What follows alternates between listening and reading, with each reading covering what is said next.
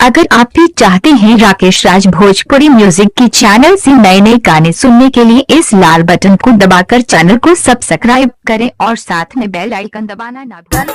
RRB music presents Rampur Kurwas Supaul.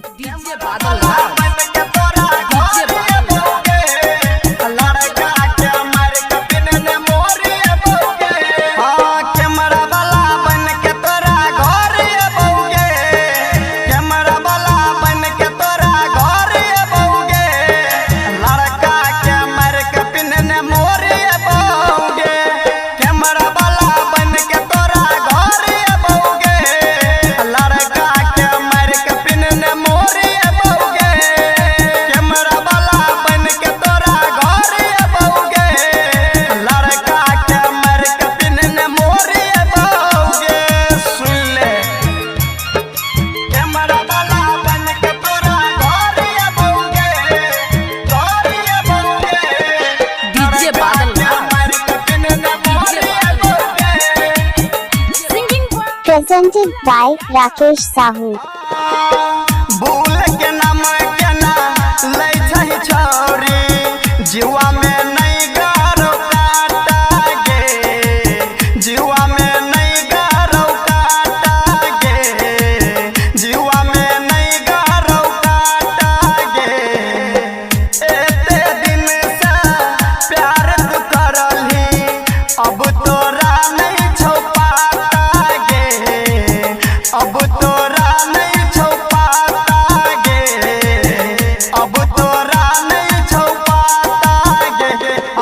अलता रंग से रंग ने अपन गोरे बउगे, अलता रंग से रंग ने अपन गोरे बउगे, लड़का के मर के पिन्हने मोरे बउगे, कैमरा वाला बन के तोरा घरे बउगे, लड़का के मर के पिन्हने मोरे बउगे, कैमरा वाला बन के तोरा घरे बउगे, लड़का के मर के पिन्हने मोरे बउगे, लड़का के मर के पिन्हने मोरे बउगे। चंदन आर्यन रिकॉर्डिंग स्टूडियो बकोर्स डीजे बादल बन के तोरा घरे बउगे, लड़का के मर के पिन्हने मोरे बउगे। एते दिन से तू प्यार करली अब किया तू सताबै छी गे, अब किया तू सताबै छी गे, अब किया तू सताबै छी गे।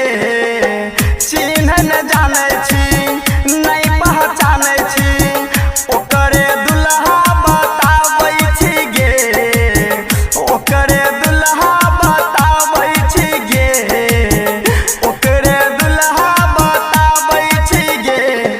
बिपिन राय गुड्डू के सुन जोरे बउगे, जाय किशोर चंदन के जोरे बउगे, लड़का के मर के पिन्हने मोरे बउगे, कैमरा वाला बन के तोरा घरे बउगे, लड़का के मर के पिन्हने मोरे बउगे, कैमरा वाला बन के तोरा घरे बउगे, लड़का के मर के पिन्हने मोरे बउगे, कैमरा वाला बन के तोरा घरे बउगे, लड़का के मर के पिन्हने मोरे बउगे। समझ लिया। RRB music presents Rampur Kurwas Supaul.